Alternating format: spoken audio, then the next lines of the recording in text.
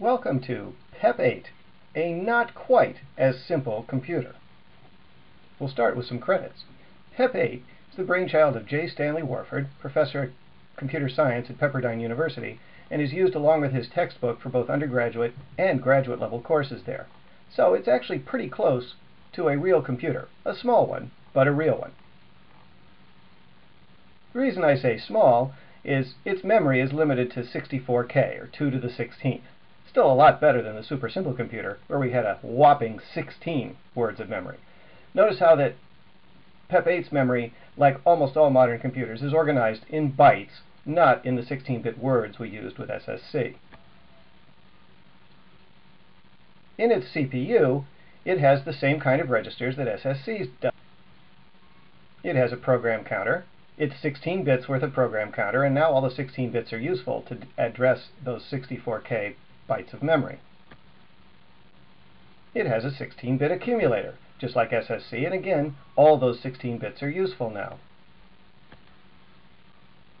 Its instruction register is quite a bit more complicated, however. Instead of just 16 bits representing each individual 2-byte instruction from SSC, we now have two options. We have an instruction specifier and an optional operand specifier. So an instruction in PEP8 land can be either 8 bits, 1 byte, or 24 bits, 3 bytes. More on that later. Remember, the temp register in SSC was used to load an operand as needed from memory or from an instruction, and the same happens here in PEP8. You can see that fetch of an operand from memory, and it'll show up in that operand location in the CPU. Now, PEP8 has a couple things that SSC didn't have. First, and some things that we'll use, are the status bits, N, Z, V, and C. They're 1 bit each, and we'll talk about those a little bit later. It also has two additional registers, one called an index register, and the other called a stack pointer. We'll talk briefly about these, but not get into gory detail. So let's look at instructions now. Recall that in SSC, each 16-bit instruction had a 4-bit opcode, followed by a 12-bit operand specifier. In PEP8, the opcode has grown and become a little more complicated. In fact, we now have 8 bits of what we call an instruction specifier, and then a full 16 bits of operand specifier for some instructions. Some don't require it. Looking at the PEP8 instruction specifier a little more carefully, we'll see that it's divided into several pieces.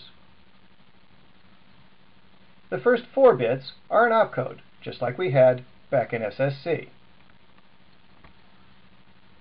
The last 3 bits are very interesting.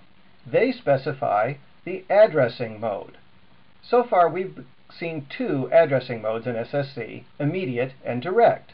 Those are represented by the bit pattern 000 and 001 in the addressing mode portion of the instruction specifier. As you can probably guess, there are 6 other addressing modes. We'll touch on some of them, but some of them get pretty complicated. Finally, that bit in the middle is used usually to specify a register that the opcode works with. We'll be mostly using the accumulator, so it will mostly be 0 for us, but you can also operate on the index register directly, and a few opcodes actually use that as a 5th bit for the opcode, and we'll see some of those. So let's compare some specific instructions. Here's the simple stop instruction. And you can see the only difference really is the opcode. Now, if we do a load immediate, that is, take the number 10 directly from the instruction and put it in the accumulator, again, you'll see a difference in the opcode, and notice that the PEP8 instruction specifier bits that correspond to the addressing mode are all set to 0. And this will, in both cases, load the constant 10 into the accumulator. Now, if instead we're loading from a memory location, the SSC changes its whole opcode.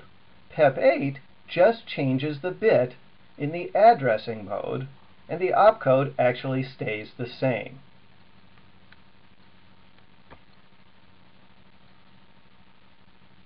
Here's an example of an add operation.